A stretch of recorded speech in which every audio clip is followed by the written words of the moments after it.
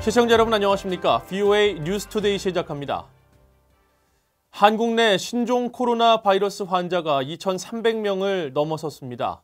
감염자의 80% 이상은 대구 경북 지역에서 나왔는데 VOA 취재진이 현지 상황을 직접 살펴본 결과 텅 빈 거리와 상점 등이 코로나 바이러스로 인한 여파를 실감하게 했습니다. 박형주 기자가 전해드립니다.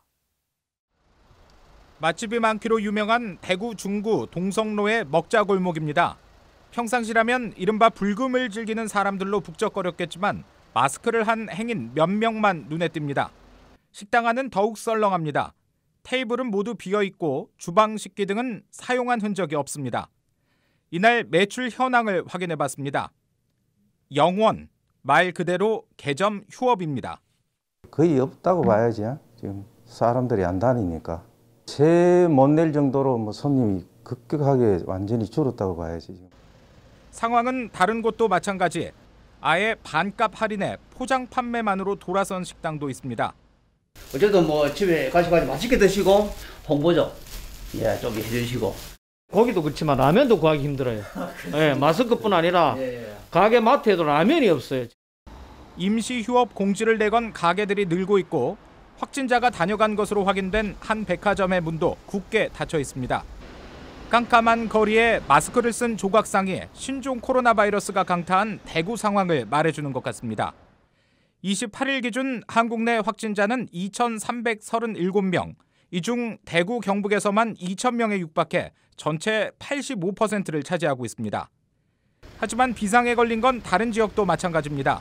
28일까지 확진자 5명이 확인된 경기도 고양시에는 이틀 전부터 이른바 드라이브스루 선별 진료소가 등장했습니다. 패스트푸드 음식을 주문하듯 차에 탄 채로 감염 여부를 검사받는 건데 접수부터 검사까지 10분 만에 끝나고 진료소 내 감염 전파 가능성도 낮춘다는 평가를 받고 있습니다. 장소가 협소한 데서 하다 보면 오셨던 분도 불안함을 느낄 수 있고 개방된 데 이런 데가 훨씬 더 만약의 사태에 대비해서라도 조금 더 안전하지 않을까. 한국중앙재난안전대책본부는 고양시와 세종시 등 일부에서 운영 중인 자동차 이동형 선별진료소를 전국적으로 확대한다는 방침입니다. VOA 뉴스 박형주입니다. 이런 가운데 주한미군에서도 확진자가 늘면서 부대 지휘관들이 방역과 예방 홍보에 적극 나서고 있습니다. 관련 증상이 나타날 때 행동 요령과 예방 방법 등을 영상을 통해 직접 소개했습니다. 김시영 기자가 전해드립니다. 경상북도 칠곡 캠프 캐럴의 한국인 남성 근로자가 28일 코로나 확진 판정을 받으면서 주한미군 확진자는 모두 3명으로 늘었습니다. 확진자가 계속 늘자 주한미군 각급 부대는 하루 1회꼴로 온라인상에서 코로나 관련 주의사항 전파에 나섰습니다. 한국 내 최대 규모 미군 기지인 캠프 험프리스의 방역 및 의료를 책임지는 톰 이 응급의료실장은 28일 트위터에 코로나 방역 개인 행동 요령을 전달했습니다.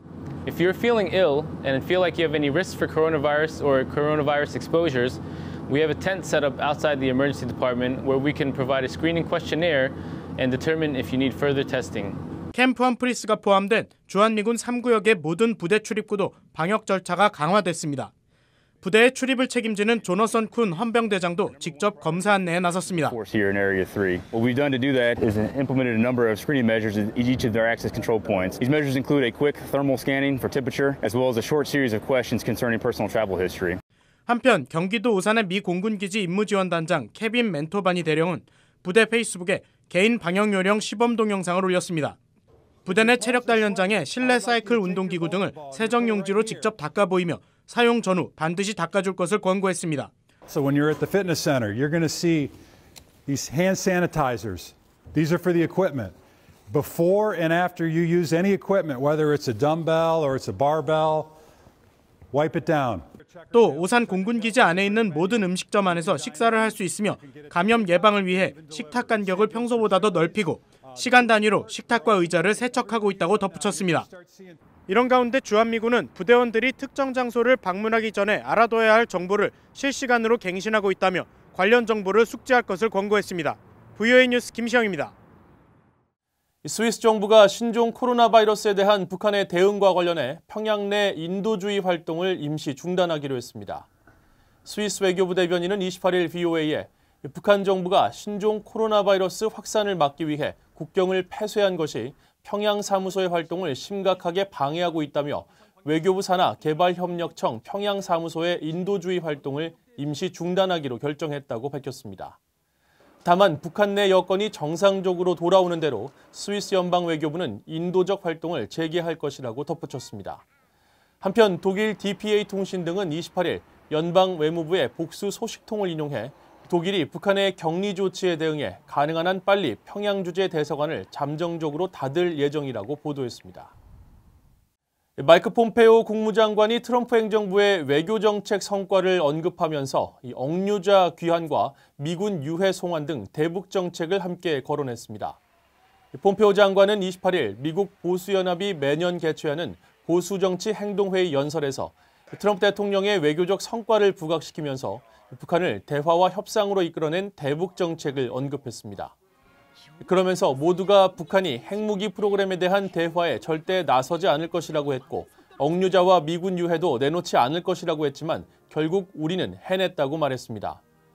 폼페오 장관은 그러나 현재 교착 상태에 빠진 미북 비핵화 협상의 재개 여부 등에 대해서는 언급하지 않았습니다.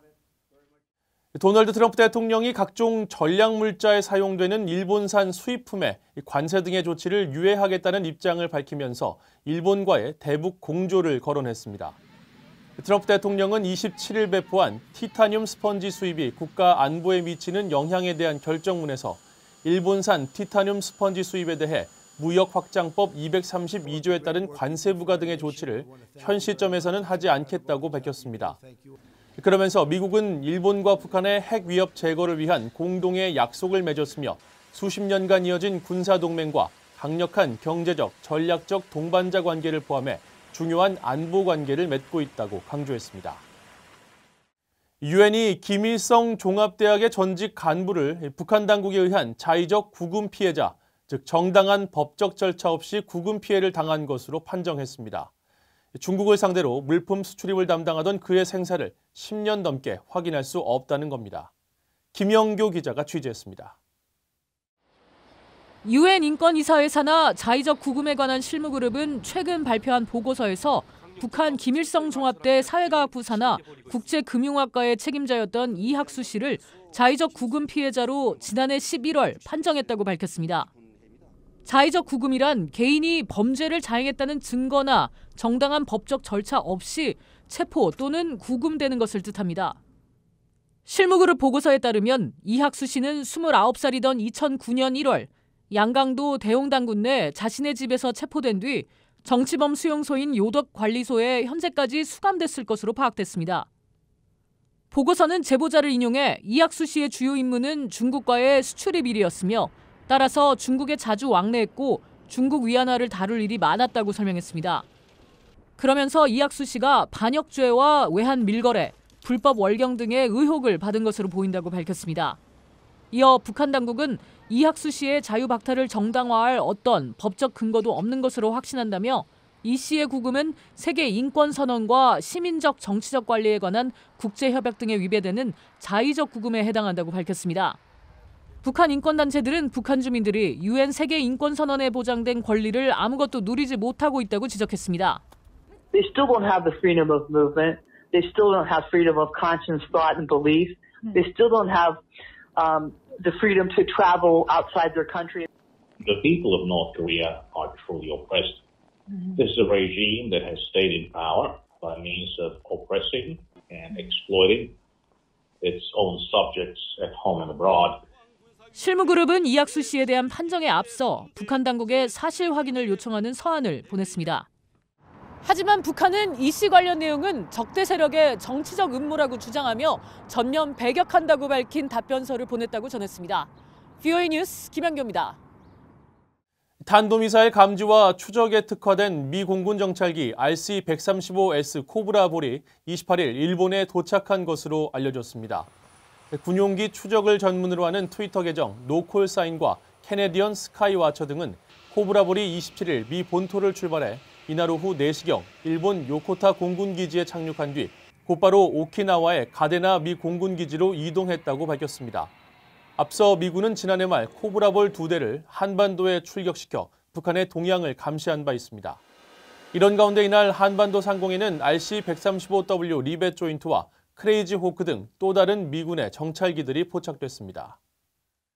이상으로 VOA 뉴스투데이를 마칩니다. 시청해주신 여러분 고맙습니다.